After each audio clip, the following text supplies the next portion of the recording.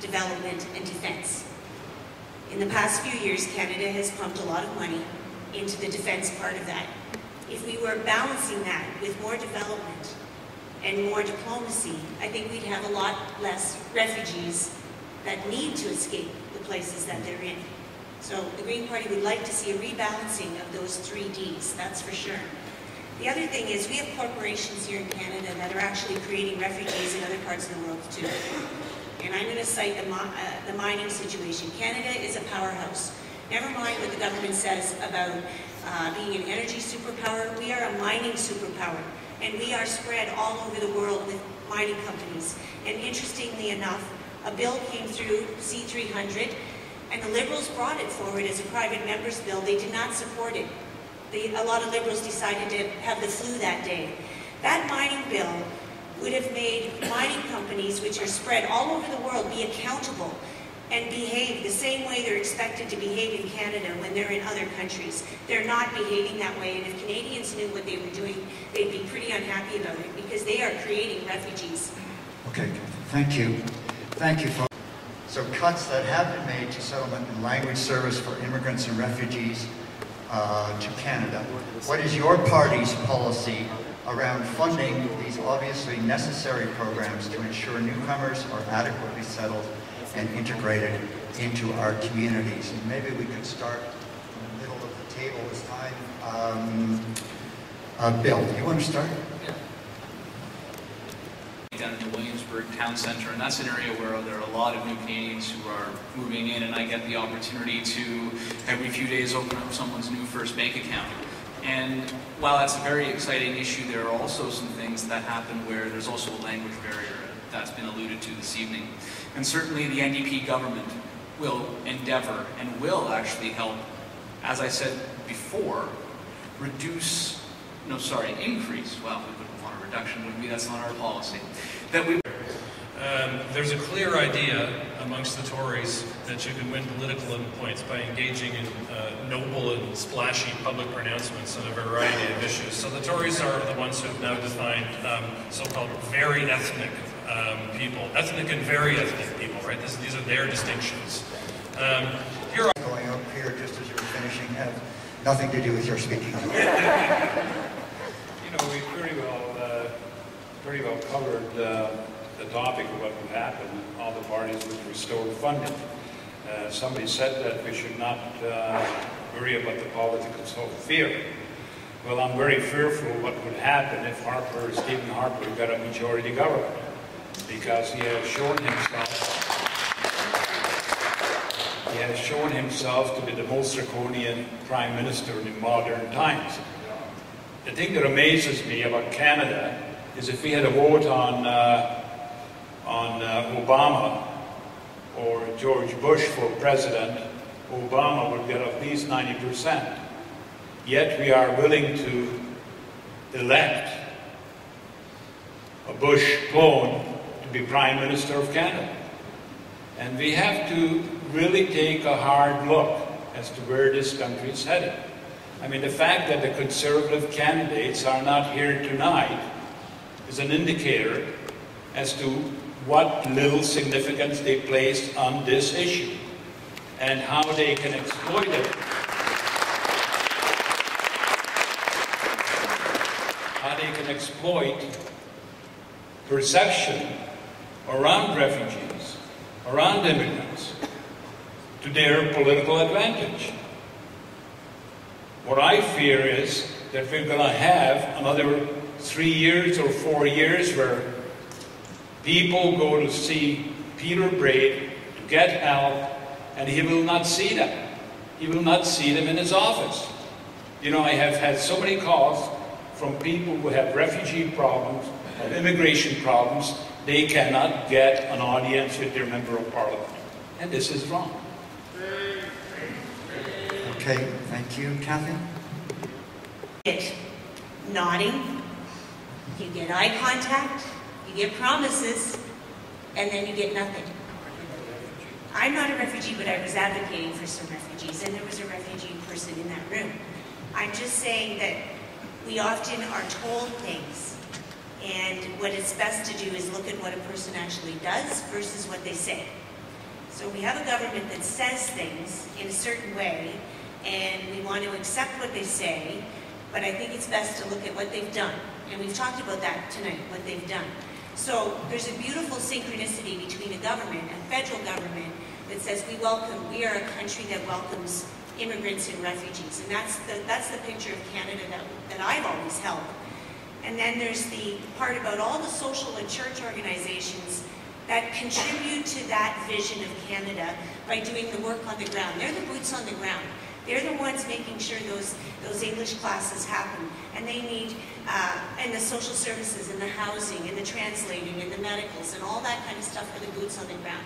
So if we have a government that cuts funding, and this sheet lists all the organizations that have spoken against this Bill C-49, and there's a lot of them. They're the boots on the ground that are no longer able to do the work that they need to do. So there's huge disconnect. Most Canadians still believe in the Canada that I believed in from the 70s, and where we had this fantastic international reputation, and people came here, and we had this flow-through of people coming and finding homes and finding language help, and all of that is getting broken up now. So I would encourage you, again, we've got to educate people. Look at what people do more than what they say. Thank you. Whose refugee application was denied, and then they were promptly deported to 2 different countries. The family was torn apart. Talk about family reunification, but the family was torn apart. 1 member to one country and 1 member to another country. This is not right. It goes against human rights. It goes against everything that we value as Canadians. Now the question, please. What is your vision of Canada, especially its treatment of immigrants and refugees? Will Canada continue to be a country that is respected around the world for its open-hearted generosity and its humanitarian and compassionate treatment of the most vulnerable among us, especially the newcomers who wish to make this their home and contribute to the building of our nation? Specifically, what commitments can you make to ensure that the injustice done to the Fernandez family is made right, and that the deficiencies in our immigration system which allow such treatment are rectified? Set up supermax prisons and instead focus on those kinds of things. We have to change course, and we have to do that in a way that elects a government that is committed to changing course. The NDP is certainly committed to that, and in particular with respect to the Fernandez family. The one thing that I don't understand is why the refugee arm of Citizenship and Immigration Canada and the Humanitarian Compassionate Aid arm of Citizenship and Immigration Canada can't bother speaking to each other with respect to the deportation notice, and then following it up with the claim that's in with humanitarian aid. We got to create a Canada where government agencies actually talk to each other. You know, it doesn't make sense that they don't. And we have to work towards a country that is focused on compassionate care for each other and on human rights. Sorry, we weren't doing that in between here, so on the questions from the floor. Go ahead. We are going through them now on them. Amen. You know, it's passing strange. Here we have a party who claims to have family values, and they split up families. You know, here we have a party that claims to have respect for religion, yet calls an election date for May 2nd, which means that Good Friday and Easter Monday are going to be advanced poll days. You know, I mean, there is a real disconnect.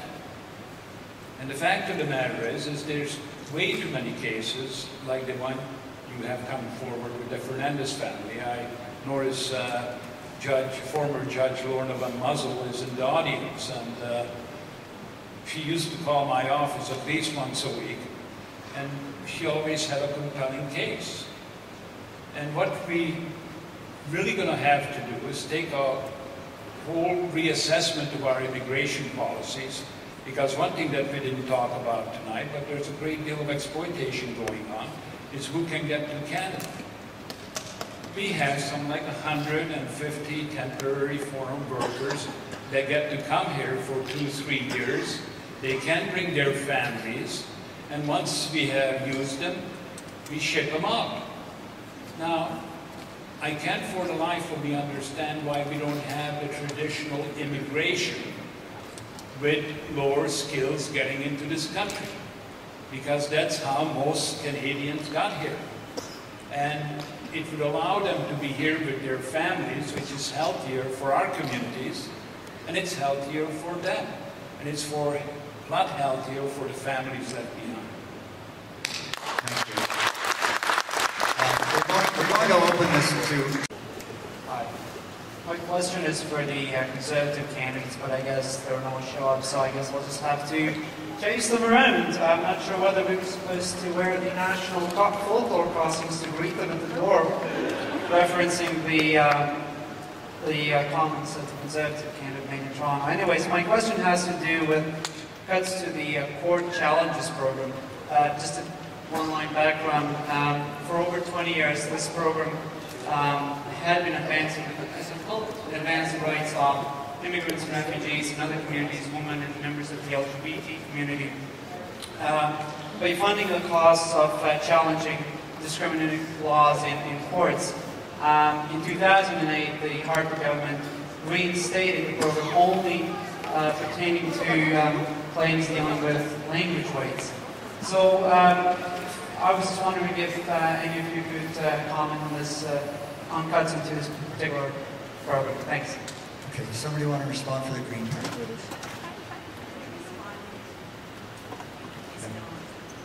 Yeah, it's on now. Okay. I'm going to respond and tell you that you should... that Canada has suffered on the world stage, and there are a variety of reasons why. The Court Challenges program was one of the reasons why Canada was held in such high regard around the world. Some of you may or may not know that one of the very first cases that was used by the Court Challenges process was actually immigrant women when they realized that the Canadian government would pay for English as a second language for male immigrants and refugees because they thought they would have to go out in the workforce, but would not pay for English as a second language for women who they thought would stay home and raise the children. They fought that in the courts and they won that. It is basically the Canadian government empowering groups of people who feel that their rights are discriminated against under the Canadian Charter of Rights and Freedoms. And I didn't get to answer, I just want to reach back very quickly to the question before about making the immigration system fair. No system will ever be fair. We can improve it and we can fund it at an appropriate level, which a Liberal government will do.